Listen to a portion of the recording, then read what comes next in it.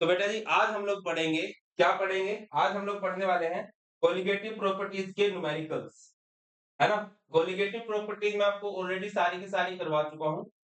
Colligative properties के जो भी प्रीवियस ईयर क्वेश्चन है वो हम लोग आज डिस्कस करेंगे, है ना? आप सबको पता होगा कि कोलिगेटिव प्रॉपर्टीज किसे कहा जाता है? Those properties which depends upon, जो किस पे डिपेंड करती हैं भाई? Which depends upon number of moles of solute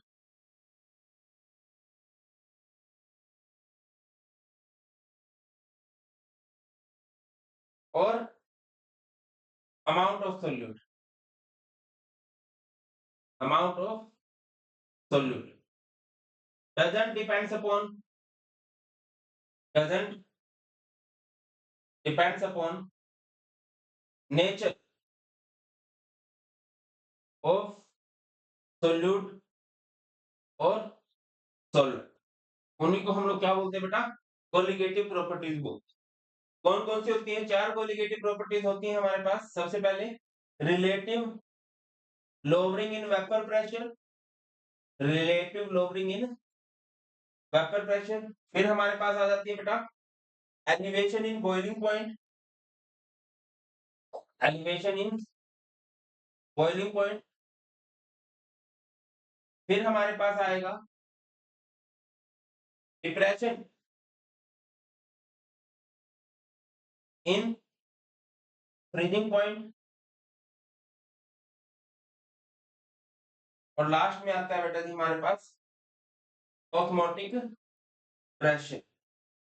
वैसे तो इन सभी प्रॉपर्टीज के बहुत सारे फॉर्मूलाज होते हैं, बट जनरली जिनसे न्यूमेरिकल बनते हैं उनकी बात कर लेते हैं। सॉरी मेरी गंदी राइटिंग के लिए क्षमा कर दो यार, क्या करूं अभी, ठीक है। सारा दिन आईपैड पे लिखता हूं ना, तो बोर्ड पे लिखने की आदत थोड़ी छूट सी गई है, बट ऐसे मत बोलो, समझ में आ रही है, ठीक है।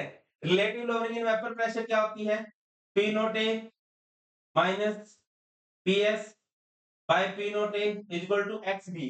और एक्स बी को सिंप्लीफाई करके ऐसे लिखा जाता है अगर आपको इसके न्यूमेरिकल सॉल्व करने हैं तो W B by M B, और यहाँ पर डब्ल्यू ए पाए का एम में ऊपर चला जाएगा।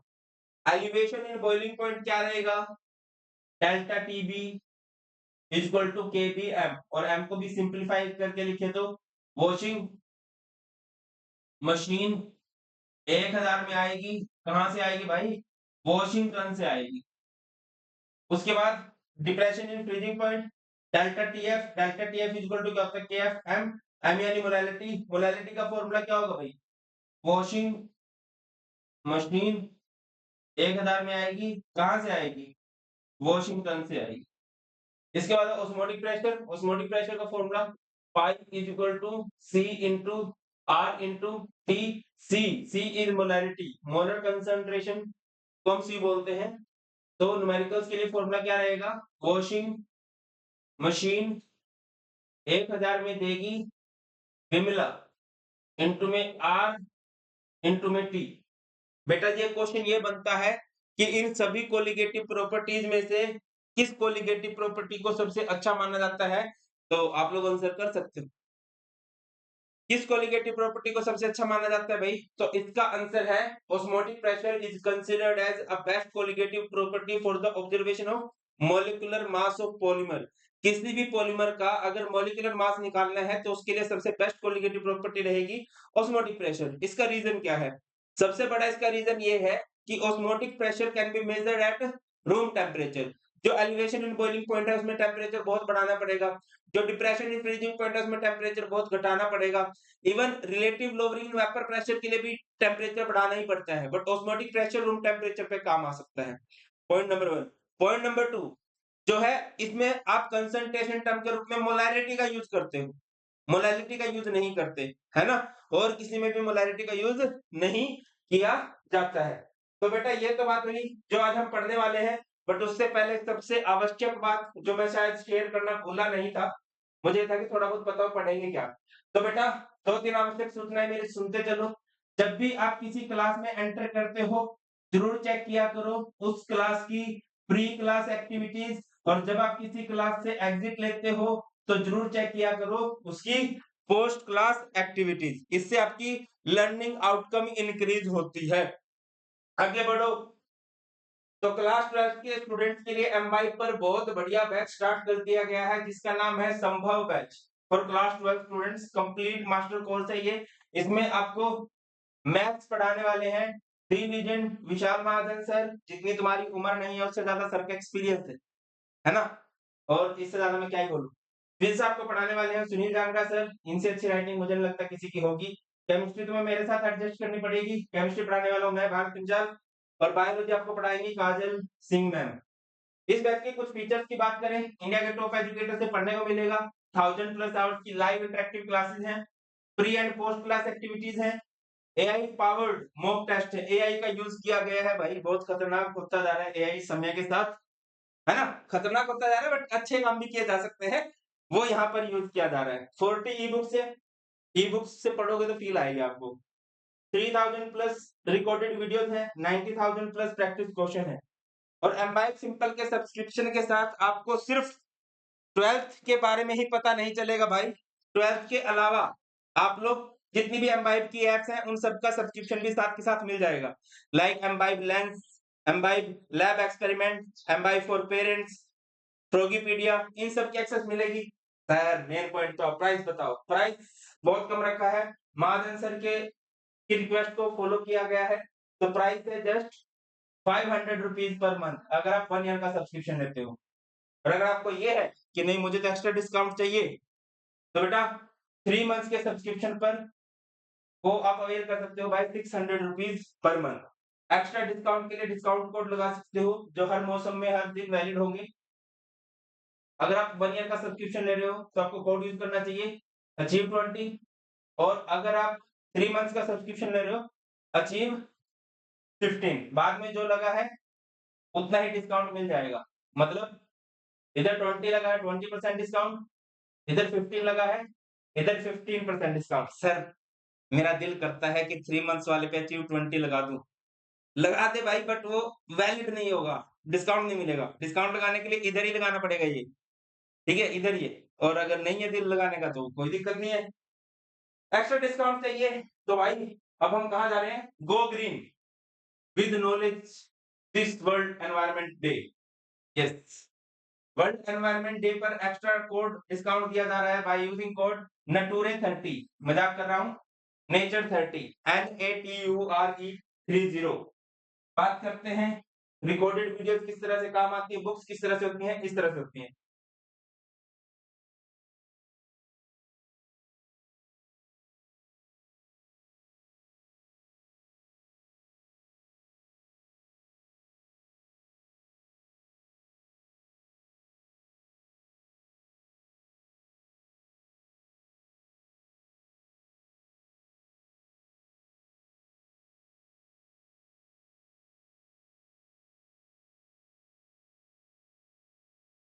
चलो भाई ठीक है बुलबुलो, आगे बढ़ते हैं। प्रथम क्वेश्चन ये रहा आपकी स्क्रीन पर, calculate the mass of ascorbic acid whose molar mass is this.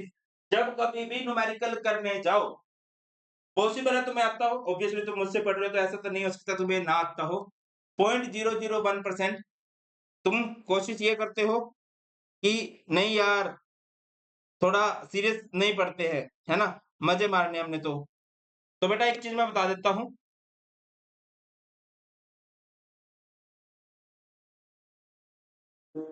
क्या करना है, एक तो मैं खुद भूल जाता हूँ यार करना क्या है।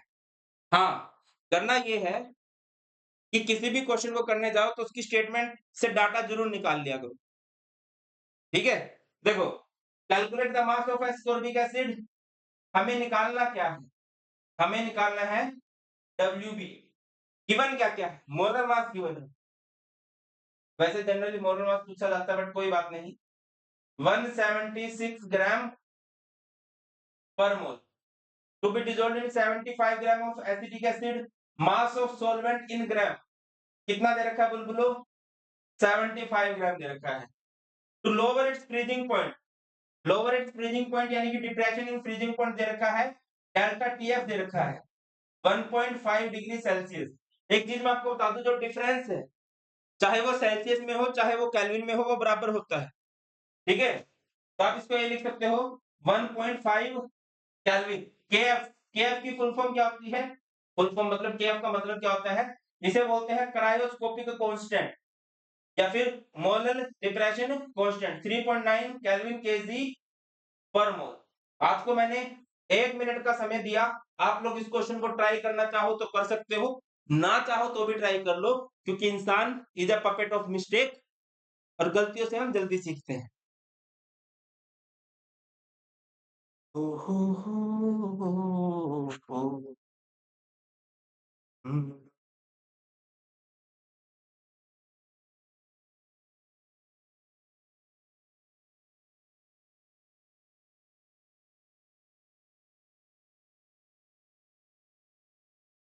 चलो करते हैं बुलबुलो। फॉर्मूला लगाओ, फार्मूला। फार्मूला है delta TF is equal to KF into M. तो M is molality, KF M molality का फॉर्मूला। वॉशिंग मशीन 1000 में आएगी, कहां से आएगी? वॉशिंगटन से आएगी। अब जो चीज कैलकुलेट करनी है उसको एक तरफ रखो, बाकी को एक तरफ ले जाओ। हमें निकालना है डब्ल्यू बी को एक तरफ रख दिया, बाकी इधर रख दो। Delta T F into M B W A G by K F into में 1000। ठीक है, डेल्टा टी एफ की वैल्यू कितनी थी यार? 1.5। ये है molar mass of solute 176, mass of solvent in gram 75। KF कितना दे रखा है? 3.9 बाय में 1000, एंड यहां से क्या आ जाएगा बेटा जी आपका? मास ऑफ सोल्यूट आ जाएगा। गेटिंग माय पॉइंट और नॉट? आई होप तो समझ रहे हो। तो इसका डेसिमल से इसका डेसिमल कट हो जाएगा, है ना? और क्या कर सकते हो? 25 3 जा 75, 25 40 जा 1000। और क्या कर सकते हो? ये 13 पे जा सकता है, और भाई ये 5 पे, 5 3 15, और ये 8 पे, ये 8 दूनी 16, 8 दूनी 16।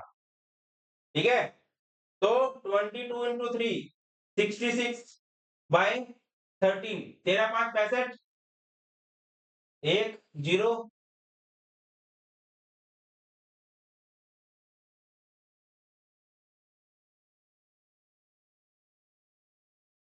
ब्लॉक्स डाल के 5.77 ग्राम। जय विशाल महाजन सर की। आई होप मैंने मैथमेटिकली कोई गलती नहीं मैंने की है।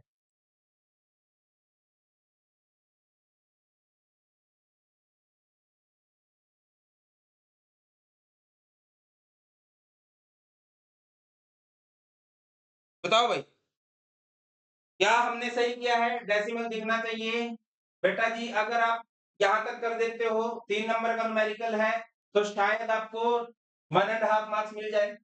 अगर आप यहां तक कर देते हो तो आपको 2.5 मार्क्स मिल सकते हैं, और अगर आप यहां तक कर देते हो तो ऑब्वियसली आपको 3 मार्क्स मिल जाएंगे। मतलब न्यूमेरिकल आंसर मैटर करता है, इतना मैटर नहीं करता जितना वे मैटर करता है। आपको वे हर एक न्यूमेरिकल का पता होना चाहिए, वैल्यूज पुट करने आनी चाहिए। कट वट तो चलो कर ही देंगे हम लोग। क्या आप सबने नोट कर लिया? बोलो, आगे मूव करें। चलो भाई आगे मूव करते हैं। For a 5% solution of urea calculate the osmotic pressure at 300 kelvin. मुझे पता नहीं क्यों लगता है कि क्वेश्चन मैंने कुछ दिनों पहले ही करवाया है, तो इसका आंसर है यस।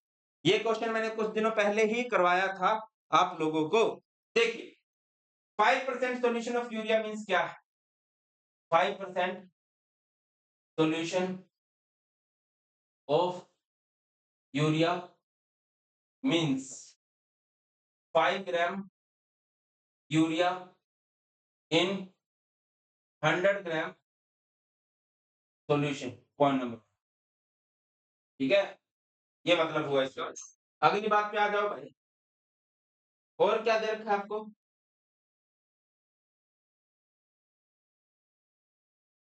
जस्ट अ मिनट, एक बुक आई है।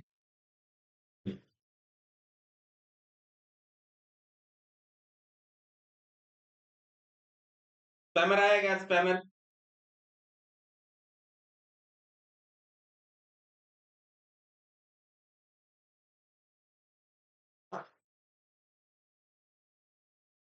ये देख लो भाई, खुद की बुक खुद के पैसों से मंगवानी पड़ रही है। अरे वाह!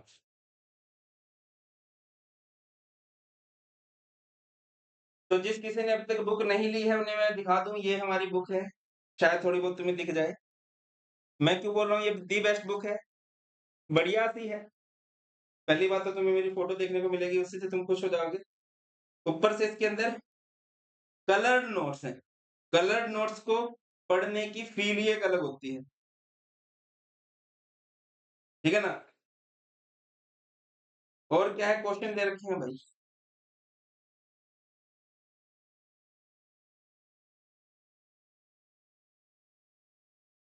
चलो देख लेना। अच्छी बुक है, कहने का तात्पर्य ये है, अगर किसी ने ली है तो। चलो, आगे मूव करते हैं। 5 gram urea in 100 gram solution, और क्या है? मोलर मास दे रखा है। यहाँ से WB कितना हो गया बेटा? 5 ग्राम। मास ऑफ सॉल्वेंट कितना हो गया इन ग्राम? ये हो गया 100 ग्राम। और मोलर मास दे रखा है आपको। अच्छा ये सॉरी, ये मास ऑफ सॉल्यूशन है। क्या दे रखा है बेटा? ये mass of solution. Molar mass कितना दे रखा है भाया? 60 ग्राम पर मोल। पाई टेम्परेचर, टी टेम्परेचर भी दे रखा है। टेम्परेचर कितना दे रखा है? 300 केल्विन। आर गैस कांस्टेंट कितना है? 0 point sorry 0.0821 litre atmospheric per kelvin per mole. देखो भाई, हमें निकालना है calculate the osmotic pressure. Pi निकालना है। पाई का फॉर्मूला क्या होता है बेटा? Pi equal to C into R into T. C is molar mass of solute, नहीं होता। सी मींस मोलैरिटी होता है। मोलैरिटी का फॉर्मूला क्या होगा? वॉशिंग मशीन 1000 में देगी विमला इंटू में आर इंटू में टी। आप मुझे एक बात बताओ, क्या हमें कहीं पर भी वॉल्यूम ऑफ सॉल्यूशन दे रखा है इन मिलीलीटर? बताइए, क्या हमें?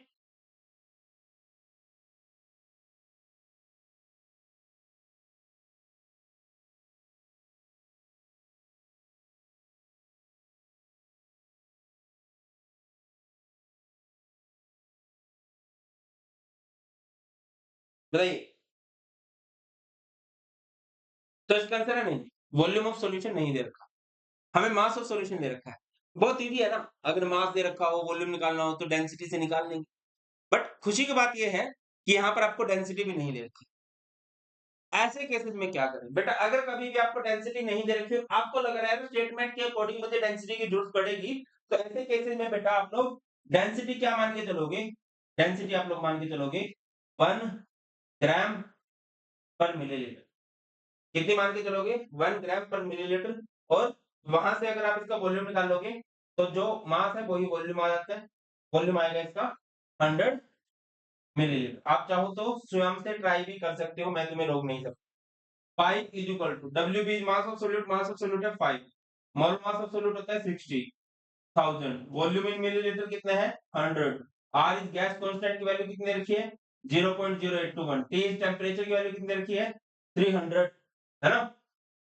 000 से 000 कट हो जाएगी। इसका डेसिमल हटाओगे, फोर में कितना आएगा? 10,000, है ना?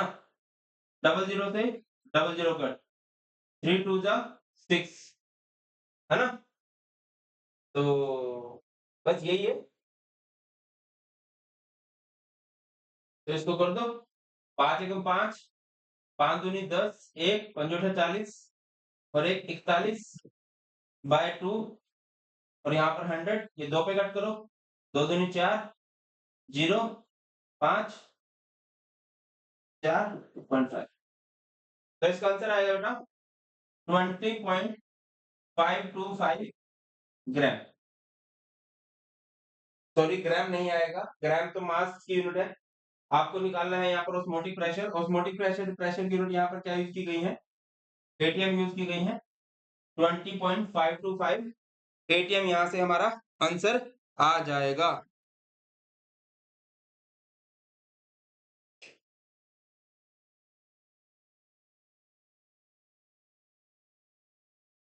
नोट कीजिए, देखिए क्या समझ में आ रहा है आपको। मुझे तो लग रहा है सिंपल था यार। बाकी कैलकुलेशन में अगर मुझसे एरर हो भी जाता है तो मुझे माफ कर देना, बिकॉज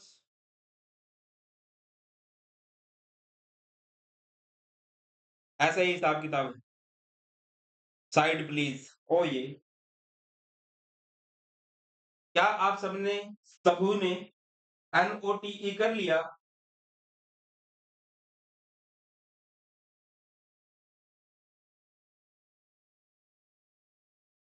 चलिए, हर्षिका बेटा प्लीज क्रॉस चेक करो।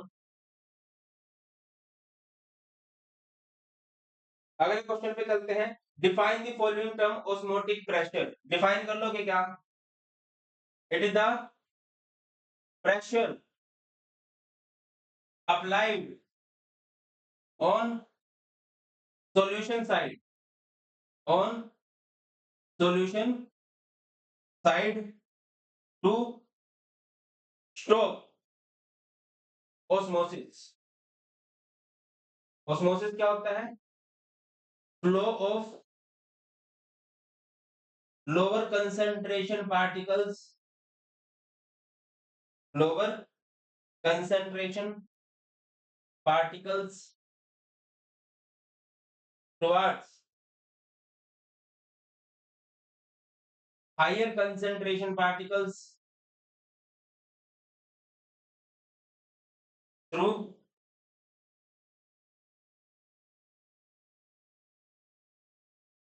Semi permeable membrane.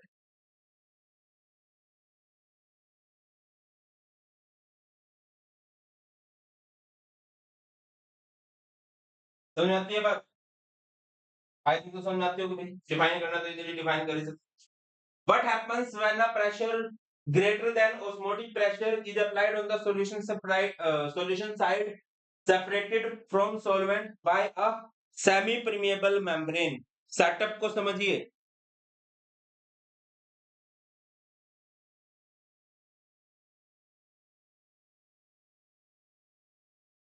ये सेटअप है, वेरी नाइस।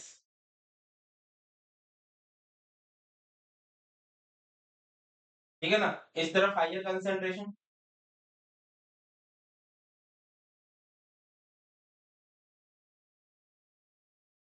इस तरफ लोअर कंसंट्रेशन।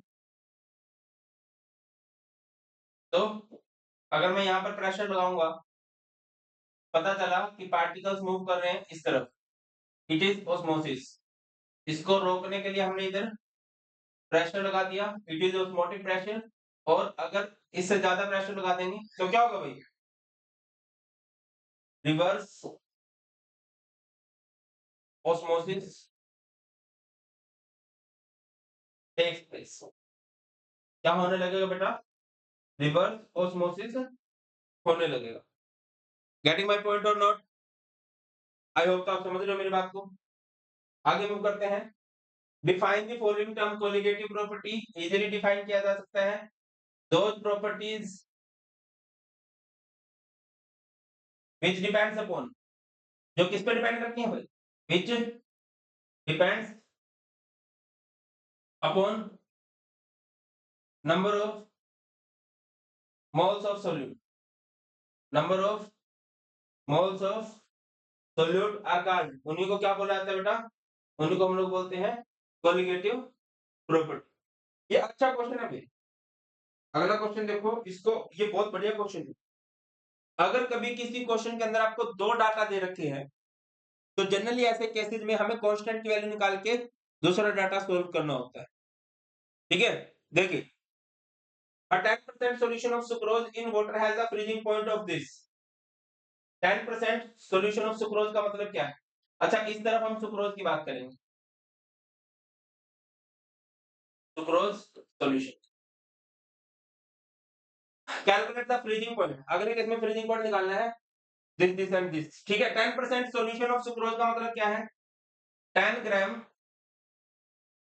सुक्रोज इन 100 ग्राम सॉल्यूशन बेटा, है ना, एज अ फ्रीजिंग पॉइंट आपको टीएफ दे रखा है। टीएफ कितना दे रखा है? 269.15 केल्विन। टी नॉट एफ आप सबको पता होगा, freezing point of pure solvent कितना होता है? 273.15 केल्विन, यही होता है ना भाई। फ्रीजिंग पॉइंट ऑफ वाटर होता है 0 डिग्री सेल्सियस। 0 डिग्री सेल्सियस को अगर मैं केल्विन में लिखूंगा तो यही लिखा जाएगा।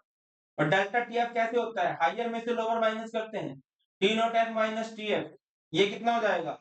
273.15 माइनस 269.15, है ना।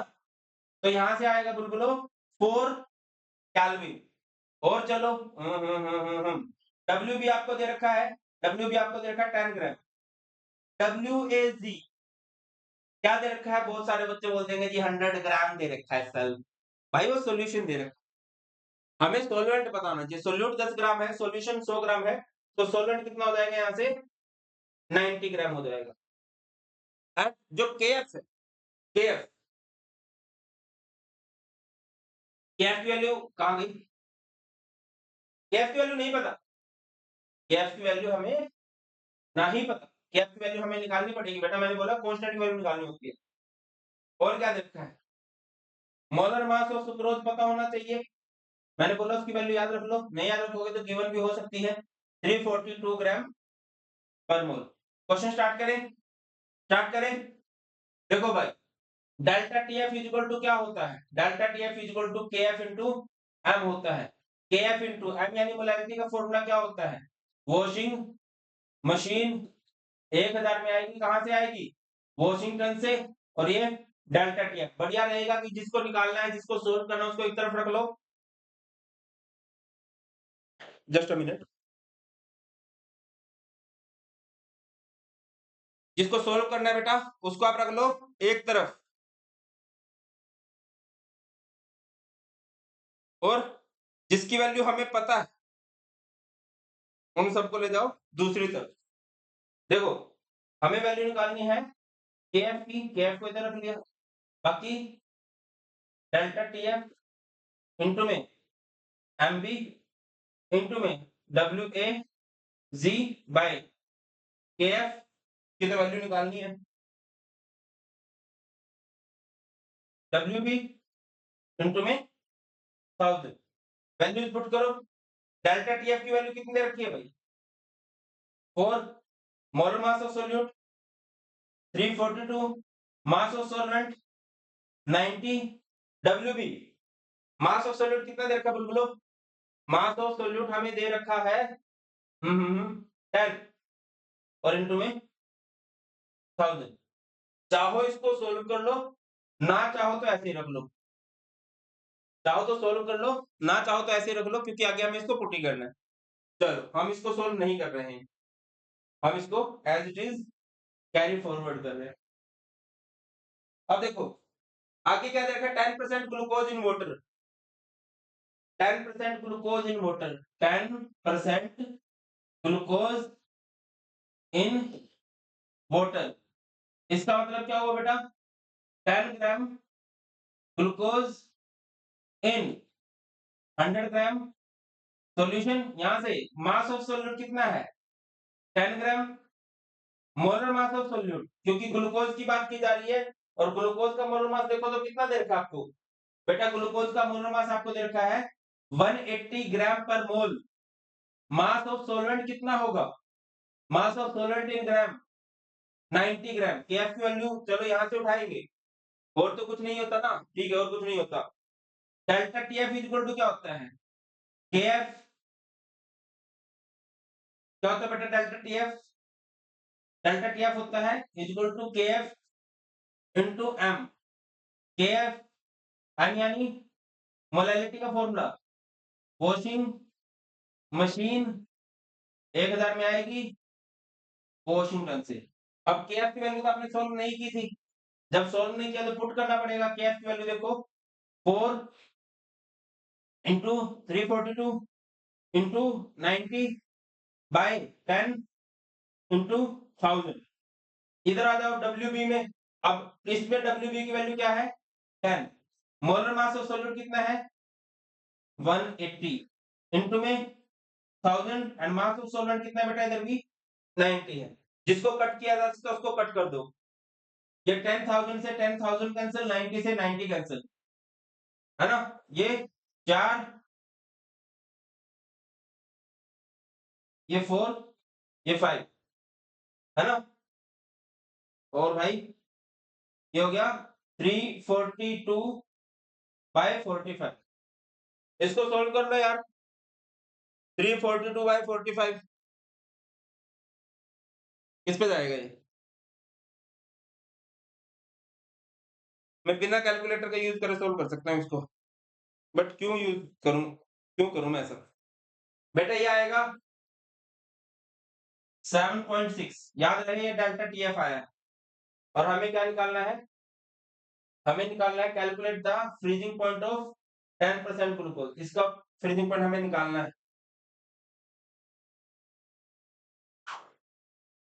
राजा जी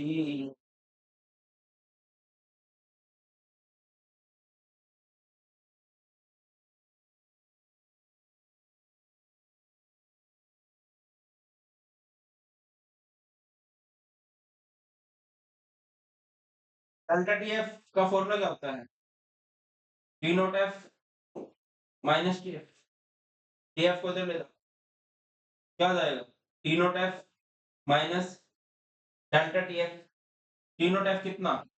273.15 माइनस 7.6, जो भी आएगा आंसर आएगा। अब यार ये थोड़ी मैं करवाऊंगा, ये तो तुम लोग खुद ही करोगे।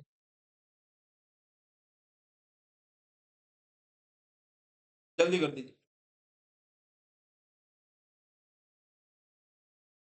किया? आगे मूव करें। बेटा जी क्या आपको ये क्वेश्चन समझ में आ गया है? क्या इस क्वेश्चन को किया जा सकता है?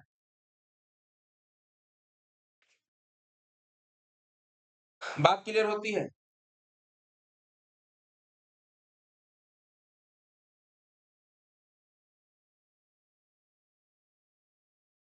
मुझे तो ये लग रहा है कि क्लियर हो जाएगी। अगले क्वेश्चन पे चलो। Calculate the boiling point elevation. हमें क्या निकालना है? अच्छा इस क्वेश्चन को नहीं कर सकते अभी, CaCl2 है। यहाँ पर हमारा लगेगा वेंट होफ फैक्टर वाला कंसेप्ट। ठीक है, उसको मैंने अभी तुम्हें करवाना है, और मोस्ट प्रोबेबली कल मैं तुम्हें वेंट होफ फैक्टर वाला टॉपिक करवा दूंगा। ठीक है, इसको अभी स्टार डाल लो। आगे, blood cells are isotonic with 0.9% sodium chloride solution. ये बात मैंने आपको डिटेल में बता रखी है कि जो हमारी ब्लड सेल्स होती हैं वो आइसोटोनिक होती हैं with 0.9% sodium chloride solution. What happens if we place blood cell in a solution containing 1.2% sodium chloride solution? ये हमारे पास हमारी ब्लड सेल है, हमने इसको कंटेनर में रख दिया, और यहाँ पर जो सॉल्यूशन है वो है 1.2% NaCl। एक दूसरा केस ले लेते हैं। यहाँ पर ये हमारी ब्लड सेल है, और इसको हमने रख दिया है बेटा किसके अंदर? 0.4% NaCl सॉल्यूशन के अंदर। तो आप मुझे बताइए क्या होगा? एक डिफॉल्ट प्रोसेस कौन सी है जो आपको हमेशा देखने को मिलेगी? बेटा जी जो डिफॉल्ट प्रोसेस है वो है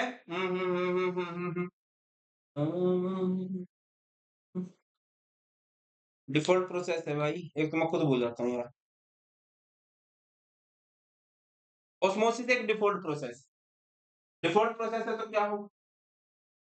लोअर कंसेंट्रेशन के पार्टिकल्स हाई की तरफ जाएंगे, बाहर कंसेंट्रेशन हाई है अंदर लो है, लो वाले बाहर तरफ जाने लगेंगे।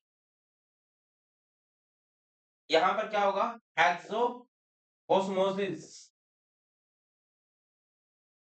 takes place and blood cell will shrink। Blood cell क्या हो जाएगा? यहाँ पर श्रिंक कर जाएगा, सिकुड़ जाएगा, है ना।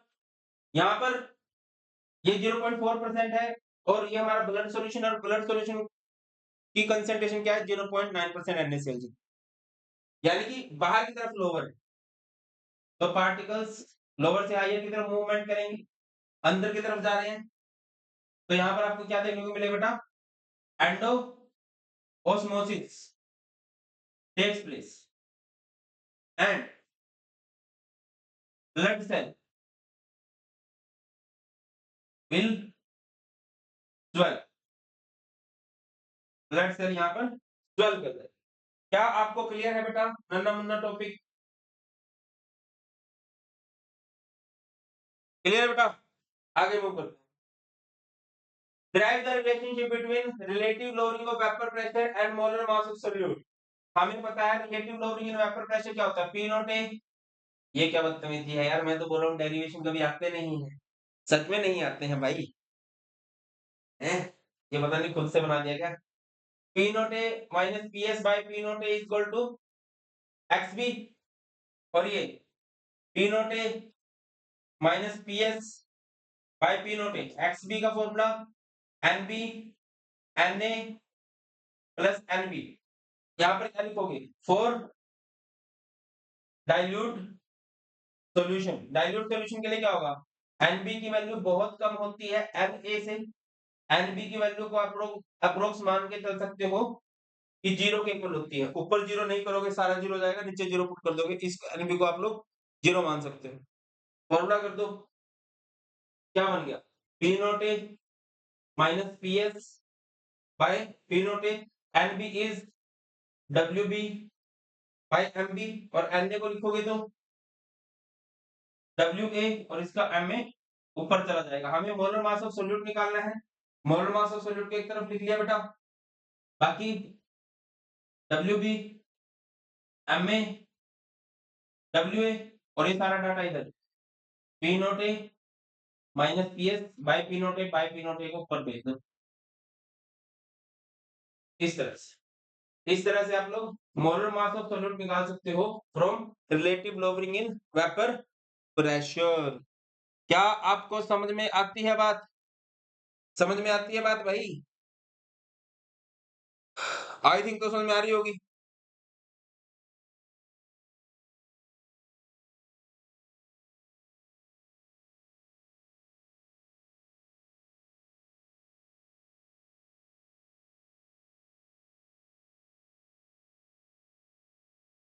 चलिए आगे मूव करते हैं बेटा। नेक्स्ट हमारे पास calculate the mass of compound. खुद मोलर मास आपको दे रखा है, आपको क्या निकालना है बेटा जी, डब्ल्यू बी निकालना है। मोलर मास दे रखा है 256 gram per mole, to be dissolved in 75 gram of benzene, यानी कि मास ऑफ सोल्यूट दे रखा है, सोल्यूट नहीं सॉल्वेंट दे रखा है 75 ग्राम। तो लोअर इट्स फ्रीजिंग पॉइंट, यानी कि आपको दे रखा है बेटा डेल्टा टीएफ कितना दे रखा है 0.48 केल्विन, केएफ दे रखा है कितना दे रखा है 5.12 केल्विन केजी पर मोल। कर दो भाई क्वेश्चन। फॉर्मूला क्या होता है, delta TF equal to KF into M, KF M यानी मोलैलिटी, मोलैलिटी का फॉर्मूला वॉशिंग मशीन 1000 में आएगी, कहां से आएगी, वॉशिंगटन से। ये फॉर्मूला है डेल्टा टीएफ का, जिसकी वैल्यू निकालनी है उसको एक तरफ रख लो, हमें मास ऑफ सोल्यूट निकालना है, इसको एक तरफ रख लिया, बाकी डेल्टा टीएफ इनटू एमबी, यहां पर डब्ल्यू ए जी के एफ और इनटू में 1000 बेटा जी, ऐसे ही होगा ना। इसके बाद क्या होगा, इसके बाद वैल्यू पुट होगी, डेल्टा टीएफ की वैल्यू कितनी रखी है 0.48 MB, molar mass of solute की वैल्यू कितनी रखी है 256, मास ऑफ सॉल्वेंट की वैल्यू कितनी रखी है 75, केएफ की वैल्यू कितनी रखी है 5.12 इनटू में 1000, और याद आएगा WB that is mass of solute आ जाएगा। तो डेसिमल से डेसिमल कट हो जाएगा, 256 टू द 512, ये 75, 25 3 75, ये 40, ये आएगा 4 पे 4 टाइम जा 40, 4 12 जा 48, ये 2 6 जा 12, ये 6 3 18, 18 by 10 is mass of solute, और सिंप्लीफाई करोगे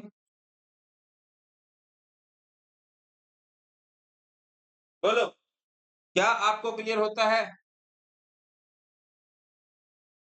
बेटा जी, क्या आपको क्लियर हो रहा है?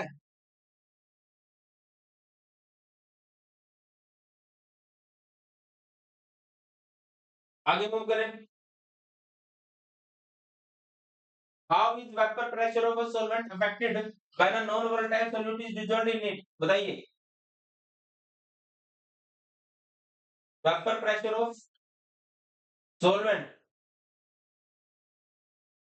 Is decreased when non volatile solute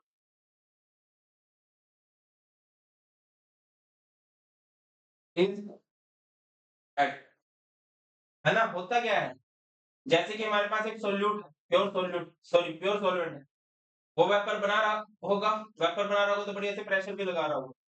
but अगर मैं यहाँ पर सॉल्यूट को ऐड कर दूं तो वो क्या कर देगा, नॉन वोलेटाइल सॉल्यूट सरफेस को ब्लॉक करेगा, ना तो खुद वेपर बनाएगा ना बनाने देगा।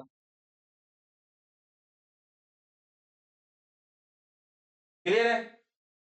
आगे मूव करो। What are isotonic solutions? बोलो भाई, किसे कहते हैं isotonic solution? Those solutions which have same osmotic pressure, ऐसे सॉल्यूशन जिनका ऑस्मोटिक प्रेशर सेम हो। मैंने लिख दिया pi A is equal to pi B, तो यहां पर A and B are isotonic solution. Define the following term, molar elevation constant. क्या पता हर चीज का एक अदर नोट करने का टाइम तो दो।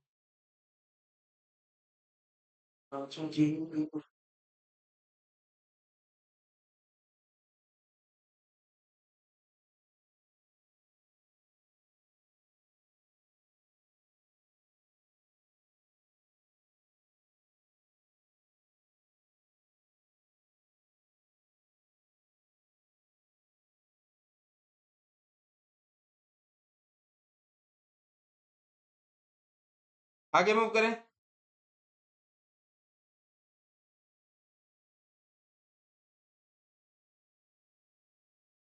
बताओ, आपको पता है delta T B equal to K B M होता है। अगर एम मोलैलिटी 1 हो जाए तो delta T B equal to K B. I know तुम लोग मुझे सीरियसली लेते नहीं हो, बट तुम खुद देख लो, खुद देखो आए हुए कि नहीं क्वेश्चन। मैंने बोला था कि कॉन्स्टेंट्स को डिफाइन करना पेपर के अंदर आ जाता है, बट तुम्हें तो मजाक लगती है मेरी बात। क्या लिखोगे? Molal elevation constant, molar elevation constant is equal to elevation in boiling point, elevation इन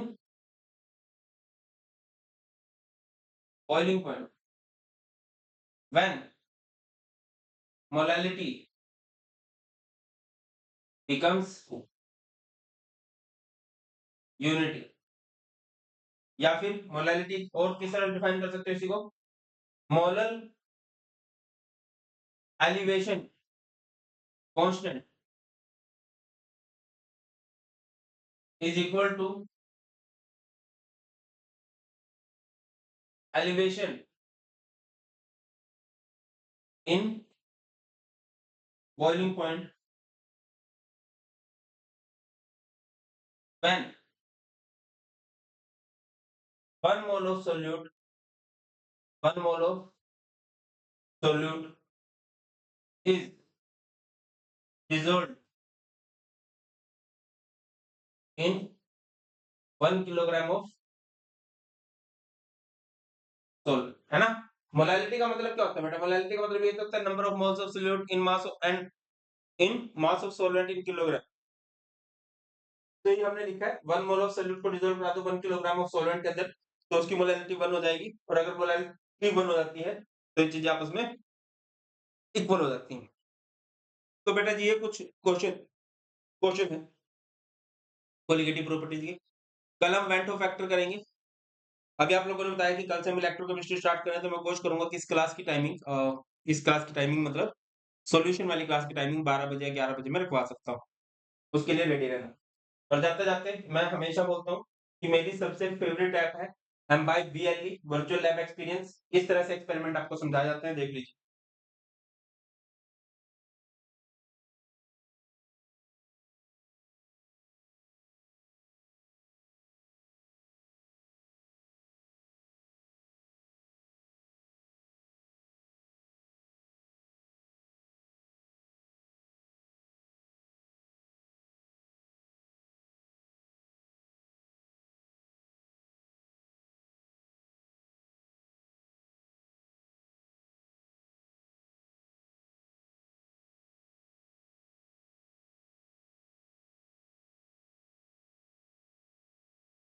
तो बेटा आप MBIVLE ऐप को भी डाउनलोड कर सकते हो और अगर आपने अभी तक सब्सक्रिप्शन नहीं लिया तो सब्सक्रिप्शन ले सकते हो। ये बेस्ट टाइम है, कोई 30% डिस्काउंट कभी नहीं मिला। That's all in today's class. बहुत जल्द मिलते हैं, ख्याल रखिए। God bless you all. Please take care. जय हिंद।